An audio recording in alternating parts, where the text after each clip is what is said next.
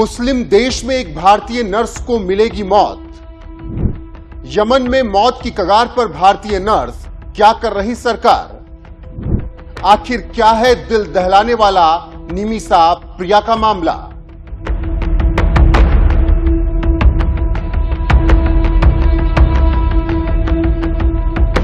केरल की रहने वाली नर्स निमिषा प्रिया का अब बच पाना मुश्किल लग रहा है, क्योंकि 7 समंदर पार अब उसे फांसी दिए जाने की तैयारी पूरी कर ली गई है।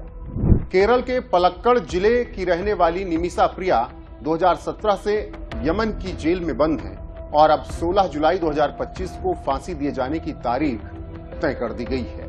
तो चलिए बताते हैं कि क्या है पूरा मामला और क्यों निमिषा प्रिया को फांसी दी जा रही है।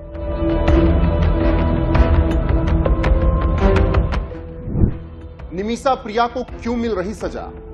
2011 में नर्स निमिषा प्रिया काम करने के लिए यमन गई थी।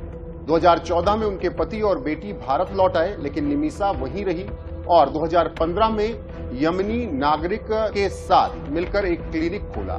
निमिषा का आरोप है कि तलाल मेहदी ने उनका पासपोर्ट अपने पास रख लिया था और उन्हें शारीरिक और मानसिक रूप से परेशान किया।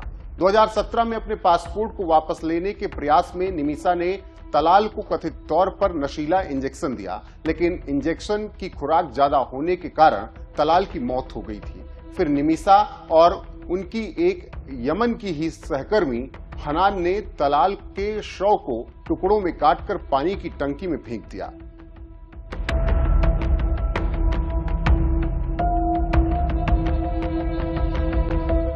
ऐसे में मामला कोर्ट में पहुंचा, सुनवाई हुई, दलीलें दी गई, लेकिन कुछ काम नहीं आया। 2018 में यमन की अदालत ने निमिषा को हत्या का दोषी ठहरा दिया और 2020 में उन्हें मौत की सजा सुना दी गई। नवंबर 2023 में यमन की सर्वोच्च नागरिक परिषद ने भी उनकी सजाए मौत वाली सजा को बरकरार रखा और 2024 में यमन के राष्ट्रपति ने भी इस फैसले पर मुहर लगा दी, जिसके बाद अब 16 जुलाई 2025 को निमिषा को फांसी दे दी जाएगी। ऐसे में सवाल उठता है कि भारत सरकार ने निमिषा प्रिया को बचाने के लिए क्या किया और क्या समस्या आई। दरअसल निमिषा प्रिया यमन की राजधानी सना की जेल में बंद है, जो इस समय ईरान समर्थित हूती विद्रोहियों के नियंत्रण में है। भारत सरकार के हूती विद्रोहियों के साथ औपचारिक राजनयिक संबंध नहीं है, जिससे सीधे बातचीत करना मुश्किल हो जाता है। वहीं यमन में लगातार गृह युद्ध हो रहा है, जिसने निमिषा की रिहाई के प्रयास को और ज्यादा मुश्किल बना दिया। हालांकि भारत सरकार ने प्रयास खूब किया। भारतीय विदेश मंत्रालय ने लगातार इस मामले पर स्थानीय अधिकारियों के साथ साथ निमिषा के परिवार से बातचीत की। सरकार ने संसद में भी बताया कि वह निमिषा के परिवार को हर संभव सहायता प्रदान कर रही है।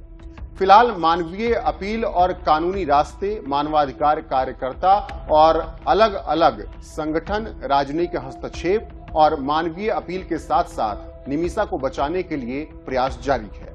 वहीं इसके अलावा अब ब्लड मनी एक और रास्ता बचता है, जिससे निमिषा को बचाया जा सकता है।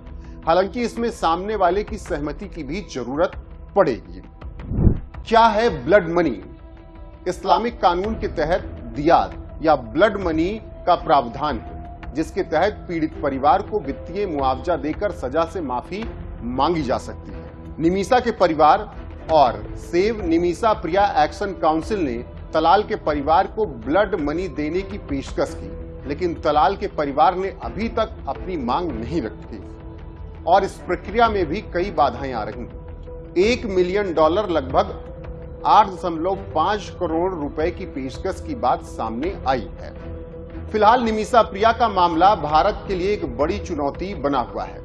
16 जुलाई की तारीख नजदीक आ रही है। ऐसे में क्या भारत निमिषा को बचा पाएगा, यह सबसे बड़ा सवाल है। फिलहाल खबरें हैं कि ब्लड मनी के रूप में 8.5 करोड़ रुपए दिए जाएंगे और अगर बात बन गई तो हो सकता है निमिषा प्रिया को बचाया जा सके। बहरहाल अब सबकी नजरें भारत सरकार पर टिकी हुई हैं। देखना होगा कि 16 जुलाई को क्या कुछ होता है।